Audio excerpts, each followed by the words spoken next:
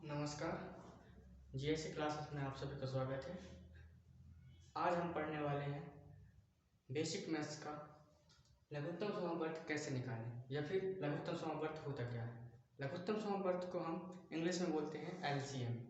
LCM का full form होता है लीस्ट कॉमन मल्टीपल। तो एलसीएम से बहुत सारे प्रश्न बनते हैं हम बहुत सारी परीक्षाओं में, खासकर बेसिक लेवल के जो मैथ्स वाले जो एग्जाम्स रहते हैं उसमें लघुत्तम समावर्तक क्या होता है निकालने फाइंड करने के लिए आता है। तो हम आज सीखेंगे आज के वीडियो के माध्यम से कि लघुत्तम समावर्तक होता क्या है। लघुत्तम समावर्तक सबसे पहले हम समझेंगे कि दो या दो से अधिक किसी भी संख्याओं का लघुत्तम समावर्तक वो संख्या कहलाती है जो छोटी से छोटी हो और उन संख्याओं से उनका पूर्ण भाग चला जाए। तो हम इसको ऐसे समझ सकते हैं कि परिभाषा के रूप में दो या दो से अधिक संख्याओं का लघुत्तम समावर्त वह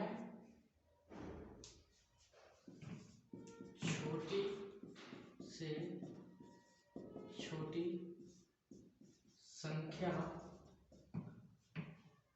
होती है जिनमें पूर्ण विभाजित हो जाए। ठीक है, ये हो गया हमारी परिभाषा।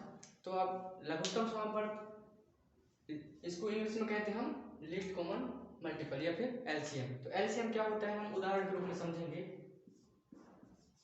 उदाहरण के रूप में जैसे दो संख्याएं हम लेंगे, कोई भी दो संख्या, जैसे 12 और 1 8 हो गया। ठीक है, अब हमको पेपर में क्या आता है, आपसे पूछ देगा 12 और 8 का लघुत्तम समावर्तक बताइए। तो हमको कैसे बताना रहेगा, इसको निकालने की दो विधि होती है।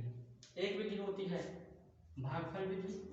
विधियां हमेशा याद रखिए, दो रहती हैं पर आपको जो सरल लगे आप उससे निकाल सकते हैं। एक होती है भागफल विधि और दूसरी होती है गुणनखंड विधि। ठीक है, दोनों में विधि आसान होती है, लेकिन आपको जिस विधि से आसान लगे उस विधि से आप निकाल सकते हो। तो सबसे पहले हम सीखेंगे आज भागफल विधि क्या होती है। ठीक है, तो भागफल विधि से कैसे हम लघुत्तम समावर्तक निकालते हैं। जैसे तो हम क्या करेंगे, 12 और 8 का लघुत्तम समावर्तक भागफल विधि से निकाल रहे हैं। ठीक है, इनको इस प्रकार से लिया जाता है संख्याओं को। उसके बाद हमको क्या देखना रहता है, सबसे पहले हमको सबसे छोटी से छोटी अभाज्य संख्या लेनी रहती है जिसपे इनका भाग चला जाए। ठीक है, तो सबसे छोटी से छोटी संख्या कौन सी होती है, जैसे कि हमारी सबसे छोटी संख्या क्या होती है, जैसे 2 से भाग चला जाएगा करके देखते हैं। तो 2 के पहाड़ हम 12 के चले जाते हैं ना, तो 2 का 12, तो ये 6 बार गया, तो हम यहाँ पे 6 लिखेंगे। उसके बाद 8 में देखें कितने बार जाएगा, 2 चौके 8, तो 4 बार गया ना। उसके बाद फिर यहाँ पे ऐसे लाइन खींच देते हैं, फिर इनको फिर दूसरी संख्या से हमको भाग करना रहता है। यदि इसी संख्या से हो रही है, जैसे फिर 2 से कट जाएगा ना, तो फिर हम 2 लेंगे, तो 3 बार कट रहा है, ये 2 बार कट रहा है। अब फिर 2 से कट रहा है ना, तो फिर 2 लेंगे। 3 का 3 जैसे तैसे लिख देंगे, क्योंकि 3 में भाग नहीं जा रहा 2 का, इसलिए 3 का जैसे तैसे लिख देंगे। अब 2 में जा रहा तो 1 आ जाएगा। ठीक है, अब यहाँ पे क्या करेंगे, अब देखिए 3 में 2 करने जा रहा है ना, इसलिए हम 3 से बड़ी एक अभाज्य संख्या, 2 से बड़ी एक अभाज्य संख्या लेंगे, तो वो 3 है हमारा। 3 से लेंगे, 3 में 3। अब इसको जैसे इनका एलसीएम निकालना है, तो ये जो संख्या है बाजू वाली, इन सब का क्या करते हैं, गुणा करते हैं। तो 2 गुणा 2 गुणा 2 गुणा 3। अब इनको 2 दूनी 4, 4 दूनी 8, 8 3 24। तो हमारा 12 और 8 का भागफल विधि से कितना आ गया, 24। ये हमारा लघुत्तम समावर्तक होगा। ठीक है, इसके अलावा हम और दूसरे एग्जाम्पल के माध्यम से समझते हैं। जैसे हमको दो संख्या दी हैं, जैसे कि हो गया हमारा 20 और 30। ठीक है, ये दो संख्या है, इनका हमको लघुत्तम समावर्तक पूछा है, तो इनको निकालना है। तो अभी हम फिलहाल भागफल विधि का प्रयोग कर रहे हैं, तो हम भागफल विधि से देखते हैं। ठीक है, देखिए लाइन बना देंगे, ठीक है। अब यहाँ पे 2 से भाग देंगे, 2 से भाग जा रहा है ना, जा रहा है, कितने बार जा रहा है, 10 बार। 30 में जा रहा है 2 का भाग जाएगा, कितने बार जाएगा, 15 बार। 15 दूनी 30 होता है ना, हाँ। अब देखिए 2 से फिर लेंगे हम, तो 2 का इसमें कितने बार भाग जा रहा है, 5 बार। 15 में नहीं जा रहा है ना, 15 को जैसे तैसे लिख देंगे। अब 2 से बड़ी एक, अब 2 का भाग 5 में और 15 में नहीं जा रहा है, हम 2 से बड़ी एक अभाज्य संख्या फिर लेंगे, 2 से बड़ी हो गई 3, 3 का 5 में तो नहीं जा रहा है, तो 5 के जैसे तैसे लिख देंगे। इधर पे देखो 15 में 3 कितना जाता है, 3 5 15, तो 5 बार जा रहा है। उसके बाद अब 3 का भी नहीं जा रहा है, तो सीधे 5 5 बचे ना, तो हम सीधे 5 ले लेंगे, ठीक है। तो 5 का 5 एकम 5 और ये 5 एकम 5। अब इनका लघुत्तम समवर्तक देखेंगे 20 और 30 का, तो क्या हो जाएगा, 2 गुणा 2 गुणा 3 गुणा 5, ठीक है। तो देखो 2 दूनी 4, 4 की 12 और 12 पंचे 60, तो हमारा 20 और 30 का लघुत्तम समवर्तक कितना आ गया, 60। तो यह लघुत्तम समवर्तक निकालने या फिर एलसीएम निकालने के लिए भागफल विधि बहुत ही सिंपल विधि है। यदि आप एक बार इस प्रक्रिया को यदि आप अपने दिमाग में बैठा लेंगे तो आपको कभी भी कंफ्यूजन नहीं होगा, ठीक है। ये हो गया हमारा भागफल विधि। अब हम दूसरी विधि से देखते हैं। भागफल विधि को इंग्लिश में फैक्टराइजेशन मेथड कहते हैं, ठीक है ना, तो आप लोग याद रखेंगे इंग्लिश मीडियम वाले। गुणनखंड विधि,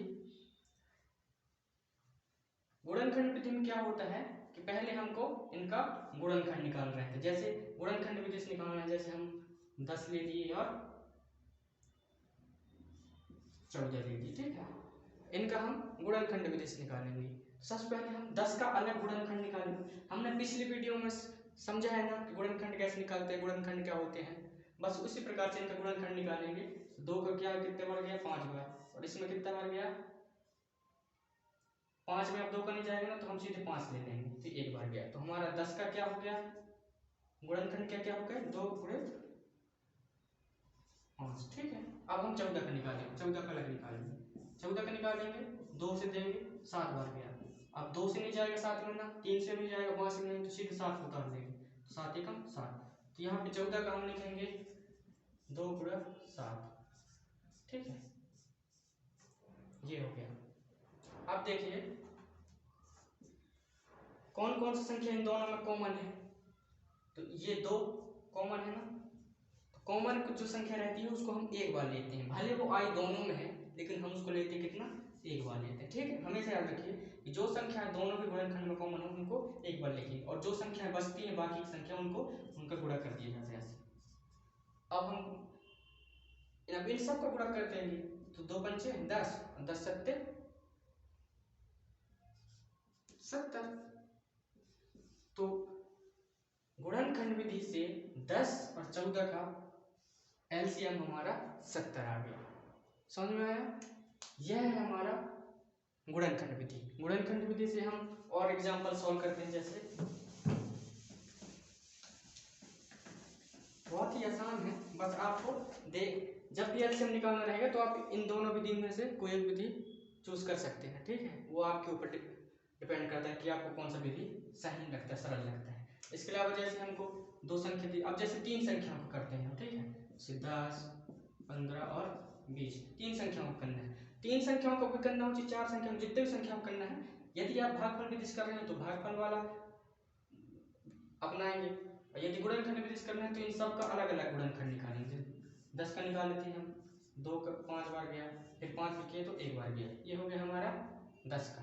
अब 15 का करेंगे गुणनखंड विधि से, तो 2 का नहीं जाएगा, 3 का जा रहा है, तो 3 5 15 और 5 का ये कर दिए, ठीक है। ये आ गया हमारे 15 का गुणनखंड। अब 20 का करेंगे हम, 2 बार 2 से देंगे तो 10 बार जा रहा है, फिर 2 से देंगे तो 5 बार जा रहा है, फिर 5 से देंगे तो 1 बार जा रहा है। अब देखिए अब क्या करना है हमको, जितने भी हमारे गुणनखंड निकले हैं उनमें से देखिए हमारे क्या क्या कॉमन आ रहा है, तो तीनों में कॉमन आना चाहिए इसमें, ठीक है। तो हमारा तीनों में कॉमन सिर्फ क्या आ रहा है, 5 आ रहा है, तो हम 5 को एक बार लिख लिए, ठीक है। और बाकी संख्या कॉमन नहीं आ रही ना, देखना 2 20 में 2 आ रहा है, लेकिन 10 में भी 2 आ रहा है, लेकिन 15 में 2 नहीं आ रहा है, इसलिए 2 को हम नहीं लिख सकते, कॉमन नहीं लिख सकते, ठीक है।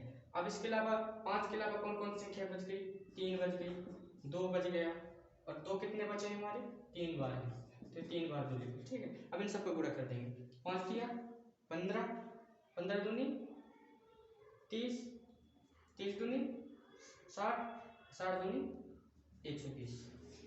तो गुणनखंड विधि से हमारा 10, 15 और 20 का लघुत्तम समापवर्तक 120 आया। बस आपको जो भी एग्जाम्पल है इसी विधि से करना है। भागफल विधि भी सरल है, गुणनखंड विधि से। आज के लिए इतना ही, धन्यवाद।